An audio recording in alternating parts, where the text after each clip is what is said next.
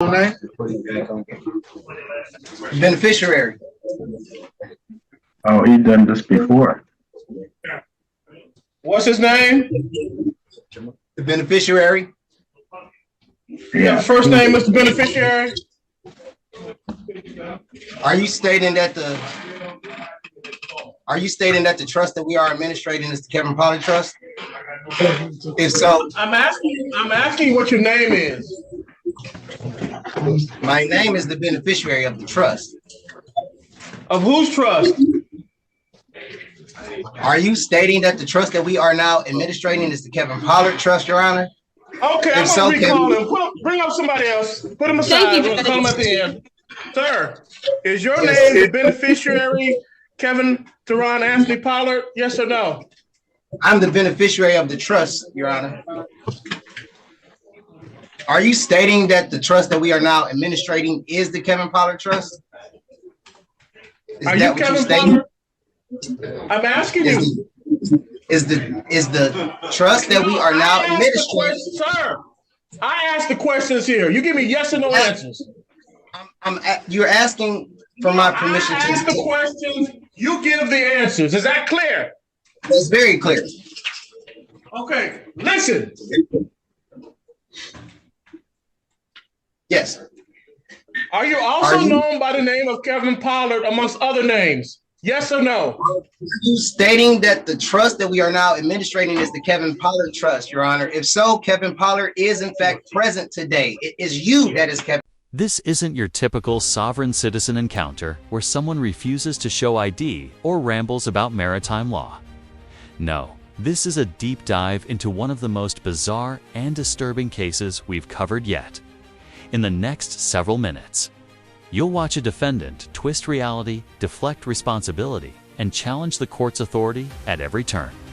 But here's the twist. This isn't just about legal jargon or courtroom theatrics. The allegations tied to this man are dark, deeply troubling, and stretch across multiple years and states, 4 separate court appearances, multiple magistrates forced to take over mid-hearing, and a pattern of behavior that prosecutors believe reveals something far more sinister than a paperwork dispute. Stick with me, because by the time we reach 3, the judge's final decision, you'll see exactly why this case stands apart in the chaotic world of sovereign citizen litigation. You are Kevin Pollard today, Your Honor. I am the beneficiary. And then who are you? I am the beneficiary of the trust. Okay, well, Mr. Beneficiary, take you and your trust back to jail. I have some questions for the clerk, Your Honor. No. I have. Can I speak to the clerk before we go any further? You know what? I'm gonna put you in timeout. Get your mind right, Mr. Pollard. Yes, sir. Can I have the clerk present, please, Your Honor? Don't give in.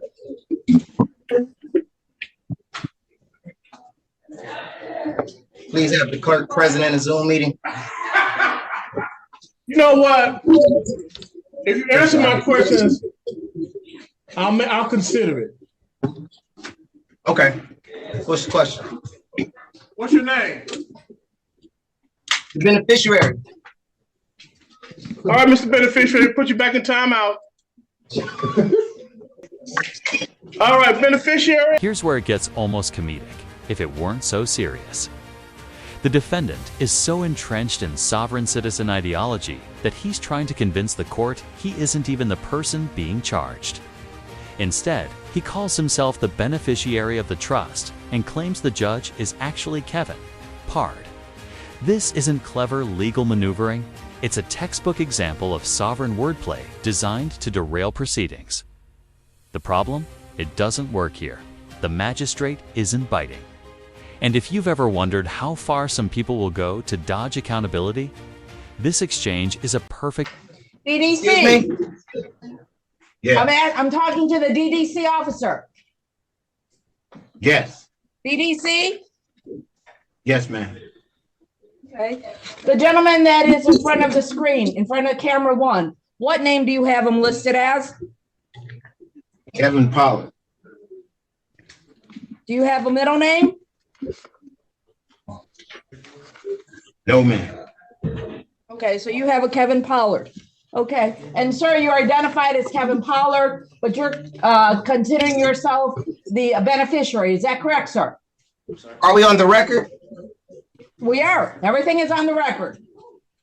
Okay, are you stating that the trust that we are now administrating is the Kevin Pollard trust, ma'am? I'm not administrating any trust because there is no trust in front of me. But what I'm asking you is, you call yourself the beneficiary. Is that correct? Yes, Your Honor. Okay, no problem. I have case number is 240-5538101. People of the state of Michigan versus Kevin Theron Anthony Pollard, who Your is Honor, listed by DDC as Kevin Pollard. However, the gentleman has identified himself as the beneficiary.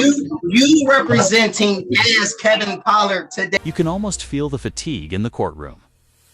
The first magistrate has already tried the timeout approach, and now a second one steps in. That's not normal. It's rare for multiple magistrates to have to rotate through the same arraignment, but that's how disruptive this defendant is. The new magistrate handles it differently. Calm, firm, but unwilling to be pulled into the beneficiary game. This tag team approach might seem unusual, but it's a reminder. Courtrooms aren't just about rulings, they're about control. And here, control is slipping fast. Yes, ma'am. Counsel Kirkland. Good afternoon, Your Honor. Kashava Kirkland on behalf of Mr. Pollard, who has been advised of his rights, wishes to stand mute and waive the formal reading. Thank you. I'm going to enter plea of not guilty. Court dates are February 2nd, 2024. It is a probable cause conference, followed by preliminary examination, February 8th, 1:30 p.m. Both matters are in front of Judge King. The probable cause conference, it is at 8:30 in the morning. Mr. Beneficiary, you should not come over to the court. I thank you very much. You are under oath and you are on record. And I'm asking you, beneficiary, I have not sworn you under oath. I am under oath, so I am doing all this. I'm going to enter plea of not guilty. I already given the court dates while this case is pending, sir. Okay, there should be no contact with the individual. You are not allowed to state what the judgment is. That is my job. Mr. Pollard, I do want to let you know that the person. Okay. I have a question for the clerk. Okay. I have a question for the clerk. For a moment. I have a question for the clerk. You will give an opportunity, sir. You will give an opportunity. Let me finish. The people, go ahead, Esteban. Yeah, the people are asking for $250,000 cash bond, no cash, no surety. If he's able to ever post bond, we'd like GPS tethered with home arrest. The defendant, Your Honor, has a continuing situation where he entices young girls on the internet from Arizona in this particular case, and previously on 10/23/2023 in another case where he enticed people. He's been arrested 3 different times for criminal sexual conduct. The first case, he was found not guilty back on 5/15/2015. The 10/21/2023 case, where he was criminal sexual conduct first degree and also contributing alcohol to a minor, 2 counts of that, was at the exam dismissed without prejudice. In our particular case we have here today, Your Honor, the victim is from Arizona. She came here after having a relationship, not the victim, but one of the witnesses came here after having a 3-year relationship with this defendant on the internet. When she turned 18, she came to visit. And also Mr. Pollard introduced her to another girl who is also from Arizona. The other girl brought her niece or her, I forgot who, the relationship, but her 7-year-old niece with her to visit Mr. Pollard. And what happened then, because the person was tired from traveling, she fell asleep in the living room. When she woke up, she went into the bedroom, and there was Mr. Pollard with the 7-year-old girl. He then said, "What are you doing?" And he says, "Well, we're playing video games." So the woman, the adult in the room, she falls asleep again. And then she is awakened by the 7-year-old girl and asked to leave. The 7-year-old girl then tells her mother that Mr. Pollard touched her, rubbed her. You might think this was just another sovereign citizen wasting court time, but here's where the mood changes entirely. The prosecutor outlines allegations involving a 7-year-old girl, and suddenly, this isn't quirky courtroom banter anymore. The charges are serious, predatory, and supported by multiple witness statements. Past cases, prior arrests, and disturbing patterns begin to emerge. This is the turning point. The courtroom shifts from tolerating nonsense to confronting the very real danger the prosecution says this man posed. Okay, he said, accidentally is what he's trying to tell us what happened. The situation is she's told, the 7-year-old child has told TED Talk that he did this. He's told Protective Services that he did this. And as far as I'm concerned, Judge, he fits the category of a predator because he did the same thing in the 1023-2023 case of enticing young people from other parts of the country, perhaps, I don't know where exactly, to come and see him on the internet. So we're asking for $250,000 cash bond, no surety, and GPS tether if he's ever been. $150,000 cash bond isn't just a random figure. It's a calculated move. The judge is weighing two things: the seriousness of the charges and the risk to the public. Given the alleged contact with a child, the past accusations, and the defendant's disruptive behavior in court, a high bond isn't just about keeping him detained.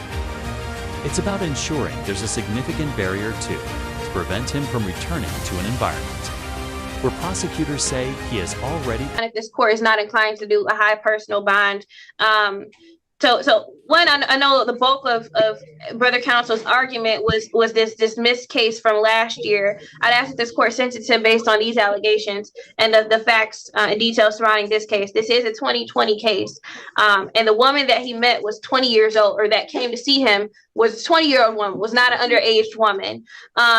And the allegation is that she brought her, I believe, goddaughter to the home. Now, there are different variations because a couple different stories are told as to what occurred there. But Mr. Pollard has maintained that he did not sexually assault the little girl. I'm not sure why this case wasn't charged until 2024, but it is a 4-year-old case. My understanding is that he, I don't believe he's had any convictions since then. He is a lifelong resident, has a child, so he has strong ties to the community. He also owns a lawn service here.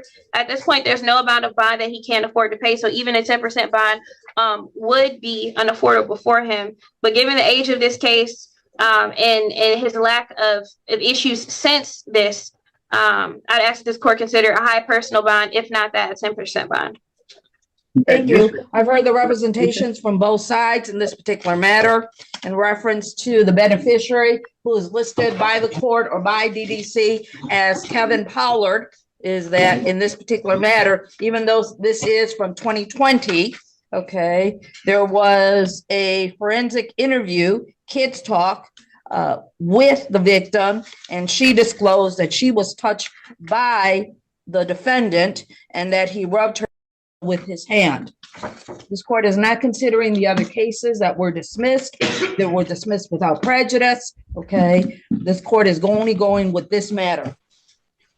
In reference to this gentleman, the defendant, bond is going to be $250,000 cash. There's going to be a GPS tether, home arrest. Further, okay, it's going to be unaffordable. So today is Friday. He's going to get another court date. Today is the 26th. January 29th, 2024, 9 o'clock in front of Judge McConicle, who's going to be looking at the bond amount and bond conditions. Also, there is one other thing. This court looks at clear and convincing evidence standard, okay, based on the representation, based on the reading. This court is convinced that Mr. Pollard, okay, I'm sorry, the beneficiary, okay, that he is a predator in this particular matter. That's why we're putting at $250,000 cash, GPS tether, house arrest. He does have the unaffordable bond redetermination for this Monday, January 29, 2024, 9 o'clock in front of Judge McConicle. Also, there's another bond condition. He's not to be around any minor children. That concludes the arraignment of the beneficiary, also known as Kevin Pollard. Madam Clerk, Pretrial, Your do you Honor. wish to No, I wish to talk speak to the to clerk. the gentleman Judge, that's in wait, front of the just- screen? Judge. Okay. Pretrial and Just so examination. for the record, is that the clerk has declined to talk to the gentleman in front of the screen. No, that is not concludes his fair. arraignment. Thank That you. is not fair. You cannot do this. Under oath and on record, you cannot do this. I have rights, and you violated them, and you was not my judge. The prosecutor mentions that the defendant claims to be part of the tribe of Judah. For many viewers, that might sound like a harmless religious identifier. But in Michigan's history, that name carries weight. Certain factions connected to that title have been involved in deeply troubling cases, including child exploitation and abuse. While not every member shares those beliefs or actions, the mention here adds an unsettling layer to an already disturbing case. It's one of those small courtroom details that makes you sit up and pay. He's 38 years of age. He's on Social Security disability, Judge. I don't see any criminal history for Mr. Pollard, Your Honor. He lives in the city, does have a child. Your Honor, this alleged incident occurred back in 2020. So it's some 4 years ago. Obviously, it's a serious case, obviously. But it's 4 years old, Judge. He has no priors. I'm asking respectfully for a reduction in bond. The bond is $250,000 cash. Judge, I know the court will impose a GPS tether. I already know that, Judge. My client, in fact, Judge, he has a tether already on. He has a tether already on. Let me be clear about that. There's a misdemeanor, and I apologize, Judge, if I said something wrong initially. There's a misdemeanor that he has the tether for, so it's a misdemeanor. Okay. Your Honor. And he does a lawn care service, so he does have some work that he does. But the court doesn't have to worry about tether. I'm just asking for a reduction in bond to either a high some type of 10% bond. I think $250,000, Judge, is excessive. Thank you. Okay. Mr. Prosecutor. Judge, the defendant on the screen today in the top left, he's being charged with sexually assaulting a 7-year-old. The assault allegedly happened at his house in his bed. Your Honor, this is an individual who allegedly